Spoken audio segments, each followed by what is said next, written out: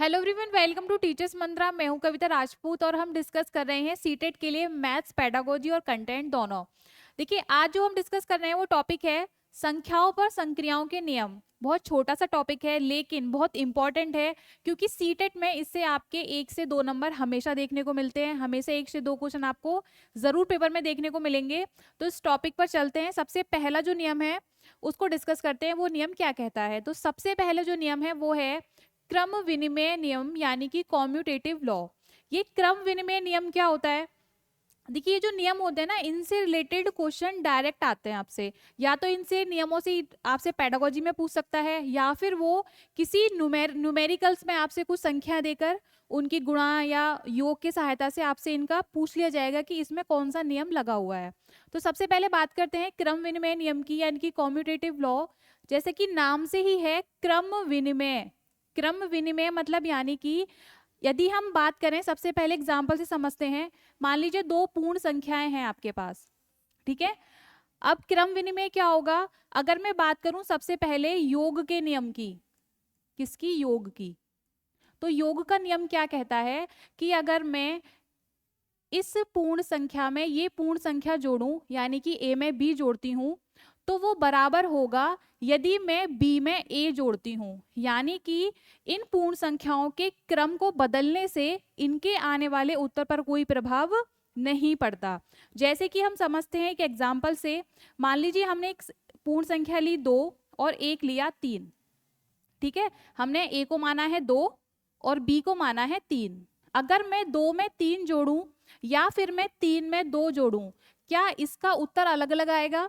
तो देखिए, 2 में 3 जोड़ते हैं आता है 5, और या फिर आप 3 में 2 जोड़िए आएगा 5। यानी कि जो क्रम विनिमय नियम होता है, जो योग का नियम ये कहता है, यानी एडिशन वाला जो नियम कहता है कि आप 2 पूर्ण संख्याओं का यदि क्रम बदल देते हैं तो उनके उत्तर पर कोई प्रभाव नहीं पड़ता। ये तो होता है योग का नियम। अगर मैं बात करूं गुणन के नियम की, गुणन यानी मल्टीप्लाई। गुणन का नियम ये कहता है कि यदि आप 2 पूर्ण संख्याओं में a में b की गुणा करते हैं तो वो बराबर होगा यदि आप b में a की गुणा करते हैं, ठीक है। जैसे कि हम समझते हैं, अगर मैं 3 में 2 की गुणा करूं या फिर हम 2 में गुणा करें 3 की, क्या इससे इसके उत्तर पर कोई प्रभाव आएगा? तो नहीं। 3 दूनी कितने होते हैं? 6, और 2 तिया कितने होते हैं? 6। यानी कि क्रम विनिमय नियम जो होता है वो ये कहता है, किसने क्या कहा, कि 2 पूर्ण संख्याओं का यदि हम क्रम बदल दें तो योग के नियम में उसके उत्तर पर कोई प्रभाव नहीं पड़ेगा और गुणन के नियम पर भी कोई प्रभाव नहीं पड़ेगा। क्या ये नियम सिर्फ योग और गुणन के लिए ही होता है? बात करें अगर हम इसमें माइनस की, ठीक है, और बात करेंगे भाग की। तो देखिए, यदि आपके सामने मान लीजिए 2 संख्याएं पूर्ण हैं, a और b की हम बात कर रहे थे, तो अगर मैं ये बोलूं कि a माइनस बी बराबर होगा b माइनस ए के, या फिर हम भाग में बात करते हैं कि a में जब भाग देंगे b का, या फिर b में जब a का भाग देंगे तो क्या वो बराबर होगा? इसको आगे समझ लेते हैं। तो देखिए, मान लीजिए हमने a को माना है 3, तो मैं 3 में से 4 माइनस करूं या फिर 4 में से 3 माइनस करूं, क्या ये बराबर हैं? तो देखिए, 3 में से 4 जाएगा, कितना आएगा? -1, और यहाँ पर क्या आएगा? 1। तो यानी कि ये जो क्रम विनिमय नियम होता है ये माइनस वाले नियम पर वेरी नहीं करता, उस पर लागू नहीं होता।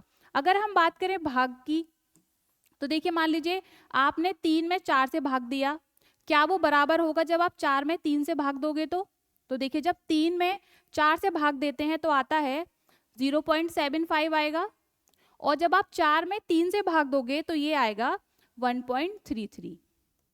मीन्स ये भी बराबर नहीं है। तो ये जो क्रम विनिमय नियम होता है ये किस किस पर लागू होता है आपके? एक तो योग पर लागू होगा और आपके मल्टीप्लाई पर, यानी कि योग और गुणन के नियम पर लागू होता है।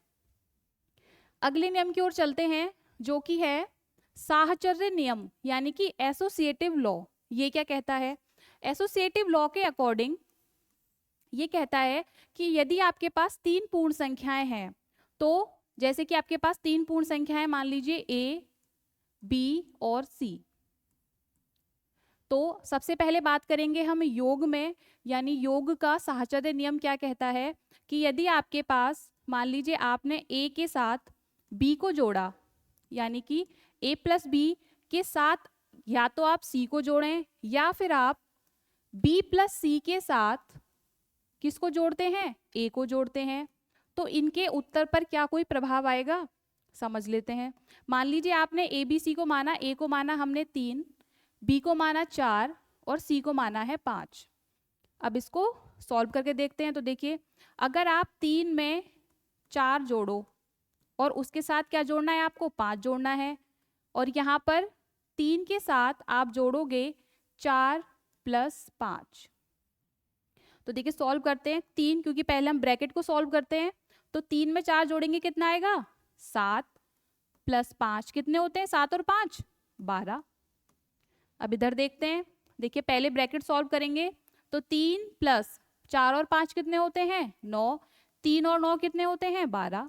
यानी कि साहचर्य का योग का नियम क्या कहता है कि यदि आपके पास 3 पूर्ण संख्याएं हैं तो आप इनको ऐसे जोड़ेंगे तो इनके उत्तर पर कोई प्रभाव नहीं पड़ता। अगर मैं बात करूं इसी में साहचर्य में गुणन के नियम की, किसकी, गुणन का नियम।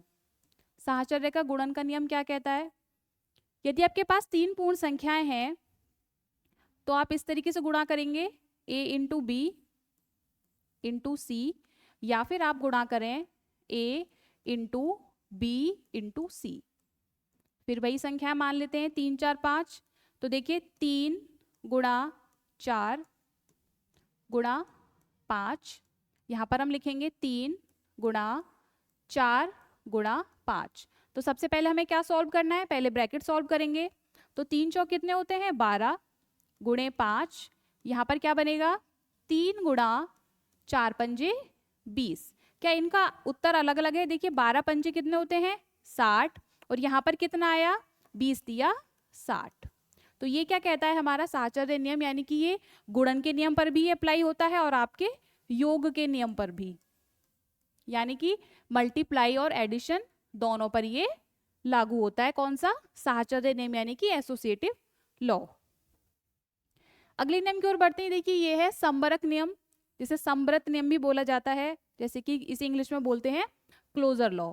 ये क्या कहता है, संव्रत नियम ये कहता है कि यदि 2 पूर्ण संख्याओं को जोड़ा जाए तो क्या आएगा, पूर्ण संख्या आएगी, और यदि 2 पूर्ण संख्याओं के साथ गुणा किया जाए, यानी 2 पूर्ण संख्याओं को जब मल्टीप्लाई करते हो तो क्या आएगा, वो भी पूर्ण संख्या आएगी। अगर सबसे पहले बात करें हम पूर्ण संख्या की, तो पूर्ण संख्या क्या होती है, यानी कि होल नंबर्स क्या होते हैं। देखिए जो प्राकृतिक संख्याएं होती हैं, जो नेचुरल नंबर्स होते हैं, वो कौन कौन से होते हैं, 1 2 3 4 5 इस तरीके से होते हैं ना। अगर हम प्राकृतिक संख्याओं में, यानी कि नेचुरल नंबर्स में क्या ऐड कर दें, 0 को ऐड कर देते हैं, तो ये क्या बन जाते हैं, होल नंबर्स बन जाते हैं। ठीक है, जब नेचुरल नंबर्स में हमने 0 ऐड कर दिया तो ये क्या बन गए, हमारे होल नंबर्स, यानी कि पूर्ण संख्या है। तो ये जो नियम है संव्रत नियम, ये कहता है कि जब आप 2 पूर्ण संख्याओं को जोड़ते हो तो पूर्ण संख्या आती है, और 2 पूर्ण संख्याओं की गुणा करते हो तो क्या आती है, पूर्ण संख्या आती है। जैसे एग्जांपल से समझ लेते हैं, मान लीजिए आपने 2 में 3 जोड़ा तो कितना आया, 5। 5 क्या है, एक पूर्ण संख्या है। अगर मैं 2 में 5 की गुणा करूं तो कितना आएगा, 2 पंजे 10, यानी कि ये भी एक पूर्ण संख्या है। क्योंकि पूर्ण संख्या 0 है, मान लीजिए आपने 0 में मल्टीप्लाई किया 3 का, तो ये क्या आया, 0, जो कि एक पूर्ण संख्या है। तो ये जो पूर्ण संख्या यानी कि संव्रत नियम होता है, ये भी किस पर अप्लाई होता है, आपके प्लस पर और माइनस, उस पर मल्टीप्लाई पर, यानी जोड़ पर और गुणन पर। ये माइनस और आपके भाग पर अप्लाई नहीं होता। चाहे तो आप करके देख सकते हैं। मान लीजिए हमें माइनस का निकालना है, अगर मैं आपसे बोलूं कि 7 में से 8 माइनस कीजिए, यानी कि 7 में से अगर हम -8 करेंगे तो कितना आएगा, -1 आएगा, जो कि एक पूर्ण संख्या नहीं है। तो संव्रत नियम किस पर लागू होता है, योग पर और गुणन पर। देखिए अगला है वितरण नियम, यानी कि डिस्ट्रीब्यूटिव लॉ। ये क्या कहता है, इसको एक इक्वेशन से समझते हैं। देखिए आपके सामने मान लीजिए कुछ संख्या इस तरीके से हैं कि a इंटू बी प्लस सी, तो आप इसको कैसे सॉल्व करोगे।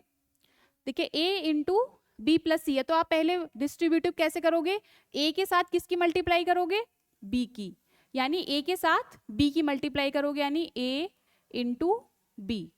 आगे है प्लस, हमने प्लस रखा, फिर ए के साथ किसकी मल्टीप्लाई करनी है आपको, ए के साथ सी की मल्टीप्लाई करनी है, ए इंटू सी। तो ये बहुत सिंपल है, ये क्या है, डिस्ट्रीब्यूटिव लॉ है। इसी तरीके से अगर ए के साथ आपको बी माइनस सी की मल्टीप्लाई करना हो तो आप वो भी करके देख सकते हैं, ए के साथ ए इंटू बी फिर माइनस ए इंटू सी। तो देखिए आज की क्लास में हमने 3 से 4 लॉ डिस्कस किए, बाकी के 2 से 3 जो रह गए हैं वो हम अगली क्लास में डिस्कस करेंगे। बहुत ही सिंपल थे, लेकिन हमेशा क्वेश्चन ये आपके क्वेश्चन पेपर में पूछे जाते हैं, इनसे रिलेटेड हमेशा एक या दो क्वेश्चन जरूर देखने को मिलेगा।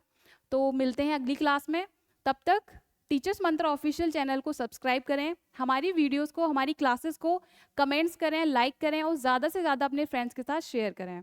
Thank you.